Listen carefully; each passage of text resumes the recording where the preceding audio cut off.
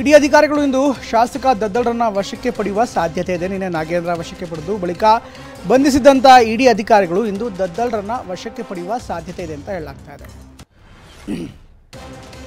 ಇಡಿಯಿಂದ ಬಂಧನಕ್ಕೆ ಒಳಗಾಗಿರುವಂತಹ ನಾಗೇಂದ್ರರನ್ನ ಇಂದು ಮುಂಜಾನೆಯೇ ಬೆಂಗಳೂರಿನ ಸಂಪಿಗೆಹಳ್ಳಿಯಲ್ಲಿರುವಂತಹ ನ್ಯಾಯಾಧೀಶರ ನಿವಾಸದಲ್ಲಿ ಹಾಜರುಪಡಿಸಲಾಯಿತು. ವಿಚಾರಣೆ ನಡೆಸಿದ ನ್ಯಾಯಾಧೀಶರು ನಾಗೇಂದ್ರರನ್ನ ಜುಲೈ 18ರವರೆಗೆ ಅಂದರೆ ಒಟ್ಟು 6 ದಿನಗಳ ಕಾಲ ಇಡಿ ವಶಕ್ಕೆ ನೀಡಿದ್ದಾರೆ. ನಾಗೇಂದ್ರ ಬಂಧನವನ್ನು ರಾಜಕೀಯವಾಗಿ ಉಪಯೋಗಿಸಬಾರದು ಅಂತ ಗೃಹ ಸಚಿವ ಪರಮೇಶ್ವರ್ ಹೇಳಿದ್ದಾರೆ. ಕೇಂದ್ರ ತನಿಖಾ ಸಂಸ್ಥೆಗಳು ರಾಜಕೀಯ ಅಸ್ತ್ರಗಳಾಗಬಾರ್ದು. ತನಿಖೆ ನಮ್ಮದೇನು ಅಭ್ಯಂತರ ಇಲ್ಲ, ತಕರಾರಿಲ್ಲ. ಆದರೆ ಸಿಬಿಐ ಇಡಿ ರಾಜಕೀಯ ಪಕ್ಷಗಳ ರೀತಿ ಕೆಲಸ ಮಾಡಬಾರ್ದು ಅಂತ ಪರಮೇಶ್ವರ್ ಹೇಳಿದ್ದಾರೆ.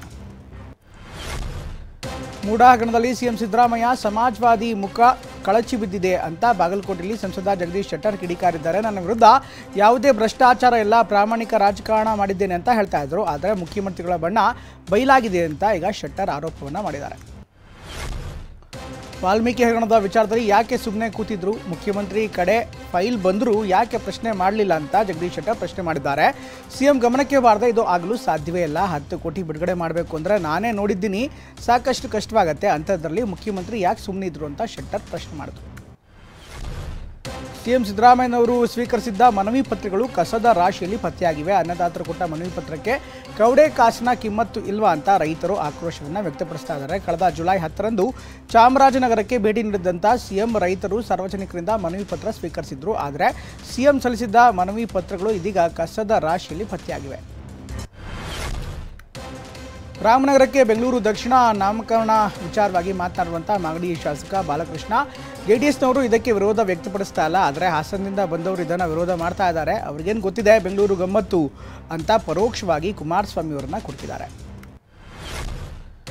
ತಮಿಳುನಾಡಿಗೆ ನೀರು ಬಿಡುವಂತೆ ಆದೇಶ ವಿಚಾರವಾಗಿ ಸಿಎಂ ಸಿದ್ದರಾಮಯ್ಯ ಸರ್ವಪಕ್ಷ ಸಭೆಯನ್ನು ಕರೆದಿದ್ದಾರೆ ಅಂತ ಬೆಂಗಳೂರಿನಲ್ಲಿ ಸಚಿವ ಡಾಕ್ಟರ್ ಜಿ ಪರಮೇಶ್ವರ್ ಹೇಳಿದ್ದಾರೆ. ಮಳೆ ಪ್ರಾರಂಭ ಆಗಿದೆ, ಕೆಆರ್ಎಸ್ ಒಳಹರಿವು ಹೆಚ್ಚಾಗಿದೆ, ಆದರೆ ಒಳಹರಿವು ಎಷ್ಟಿದೆ ಅಂತ ನೋಡಿಕೊಂಡು ಎಷ್ಟು ನೀರು ನೀಡಬಹುದು ಅಂತ ಚರ್ಚೆ ಮಾಡ್ತೀವಿ ಅಂತ ಹೇಳಿದ್ದಾರೆ. ಮೃತ ಇಂಜಿನಿಯರ್ನನ್ನು ವರ್ಗಾವಣೆ ಮಾಡಿ ಕಲಬುರಗಿ ನಗರಾಭಿವೃದ್ಧಿ ಇಲಾಖೆ ಎಡವಟ್ಟು ಮಾಡಿಕೊಂಡಿದೆ. ಕಿರಿಯ ಇಂಜಿನಿಯರ್ ಆಗಿದ್ದಂಥ ಅಶೋಕ್ ಪುಟಾಪ ಕಳೆದ ಜನವರಿಯಲ್ಲೇ ಮೃತಪಟ್ಟಿದ್ದಾರೆ. ಆದರೆ ಅವರನ್ನು ವರ್ಗಾವಣೆ ಮಾಡಿ ಜುಲೈ 9ರಂದು ಕಲಬುರಗಿ ನಗರಾಭಿವೃದ್ಧಿ ಇಲಾಖೆ ಆದೇಶವನ್ನು ಹೊರಡಿಸಿದ್ದು ಮುಜುಗರಕ್ಕೆ ಈಡಾಗಿದೆ. ಬೆಂಗಳೂರು ಗ್ರಾಮಾಂತರ ಜಿಲ್ಲೆ ಹೊಸಕೋಟೆ ತಾಲೂಕಿನ ಪತ್ತೇನಹಳ್ಳಿಯಲ್ಲಿ ಕಿಡಿಗೇಡಿಗಳು ಕಳೆದ ರಾತ್ರಿ ದಿನಸಿ ಅಂಗಡಿಗೆ ಬೆಂಕಿ ಇಟ್ಟಿದ್ದಾರೆ. ಗ್ರಾಮದ ನವೀನ್ ಎಂಬುವರಿಗೆ ಸೇರಿದ ದಿನಸಿ ಅಂಗಡಿ ಸುಟ್ಟು ಹೋಗಿದ್ದು ಹೊಸಕೋಟೆ ಪೊಲೀಸ್ ಠಾಣೆಯಲ್ಲಿ ದೂರು ದಾಖಲಾಗಿದೆ.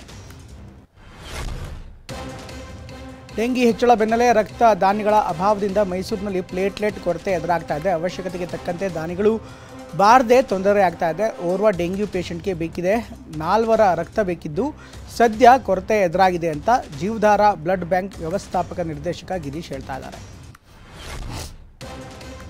ಚಿಕ್ಕಮಗಳೂರು ಜಿಲ್ಲೆ ಮೂಡಿಗೆರೆ ತಾಲೂಕಿನ ಬಕ್ಕಿ ಗ್ರಾಮದಲ್ಲಿ ನಿನ್ನೆ ರಾತ್ರಿ ಸುರಿದ ಧಾರಾಕಾರ ಮಳೆಗೆ ಮನೆ ಕುಸಿದು ಬಿದ್ದಿದೆ. ಮನೆಯಲ್ಲಿದ್ದಂಥ ಮಹಿಳೆ ಸರಿತಾ ಸ್ವಲ್ಪದರಲ್ಲೇ ಪಾರಾಗಿದ್ದು ಮನೆಯಲ್ಲಿದ್ದ ಗೃಹೋಪಯೋಗಿ ವಸ್ತುಗಳಿಗೆ ಹಾನಿಯಾಗಿದೆ. ಬೇಬಿ ಬೆಟ್ಟದಲ್ಲಿ ಅಕ್ರಮ ಗಣಿಗಾರಿಕೆಯಿಂದ ಸಾವಿರಾರು ಕೋಟಿ ನಷ್ಟವಾಗಿದೆ ಅಂತ ಲೋಕಾಯುಕ್ತ ಡಿವೈಎಸ್ಪಿ ತನಿಖಾ ವರದಿಯಲ್ಲಿ ಬಹಿರಂಗವಾಗಿದೆ. 2003-4ರಿಂದ 2017-18ನೇ ಅವಧಿಯಲ್ಲಿ ನಡೆದ ಅಕ್ರಮ ಗಣಿಗಾರಿಕೆಯಲ್ಲಿ ಸಿಎಂ ಅಪರ ಕಾರ್ಯದರ್ಶಿ ಸೇರಿ 12 ಅಧಿಕಾರಿಗಳು ಸಾಥ್ ನೀಡಿದ್ದಾರೆ ಅಂತ ಹೇಳಲಾಗಿದೆ. ಬೇಬಿ ಬೆಟ್ಟದಲ್ಲಿನ ಅಕ್ರಮ ಗಣಿಗಾರಿಕೆಯಿಂದ ಕೆಆರ್ಎಸ್ ಜಲಾಶಯಕ್ಕೆ ಗಂಡಾಂತರದ ಭೀತಿ ಜೊತೆಗೆ ಸರ್ಕಾರಕ್ಕೂ ನಷ್ಟವಾಗಲಿದೆ ಅಂತ ವರದಿಯಲ್ಲಿ ಉಲ್ಲೇಖಿಸಲಾಗಿದೆ. ಅಕ್ರಮ ಗಣಿಗಾರಿಕೆ ವಿರುದ್ಧ 2017ರಲ್ಲಿ ಕೆಆರ್ ರವೀಂದ್ರ ದೂರು ನೀಡಿದ್ರು. ಸದ್ಯ ಪ್ರಕರಣವನ್ನು ಸಿಬಿಐ ಅಥವಾ ಎಸ್ಐಟಿ ತನಿಖೆಗೆ ಒಪ್ಪಿಸುವಂತೆ ಆಗ್ರಹಿಸಲಾಗಿದೆ. ಉತ್ತರ ಕನ್ನಡ ಜಿಲ್ಲೆಯಲ್ಲಿ ಮಳೆಯ ಅಬ್ಬರ ಮುಂದುವರೆದಿದ್ದು ಇಂದಿನಿಂದ 3 ದಿನಗಳ ಕಾಲ ಜಿಲ್ಲೆಯಲ್ಲಿ ರೆಡ್ ಅಲರ್ಟ್ ಘೋಷಣೆ ಮಾಡಲಾಗಿದೆ. ಅದರಲ್ಲೂ ಕಾರವಾರ ತಾಲೂಕಿನಾದ್ಯಂತ ಭಾರೀ ಮಳೆ ಮುಂದುವರೆದಿದೆ. 115 ಮಿಲಿಮೀಟರ್ನಿಂದ 205 ಮಿಲಿಮೀಟರ್ವರೆಗೆ ಮಳೆ ಸುರಿಯುವ ಸಾಧ್ಯತೆ ಇದ್ದು ಮುನ್ನೆಚ್ಚರಿಕೆ ಕ್ರಮವಾಗಿ ಹವಾಮಾನ ಇಲಾಖೆ ರೆಡ್ ಅಲರ್ಟ್ ಘೋಷಣೆ ಮಾಡಿದೆ.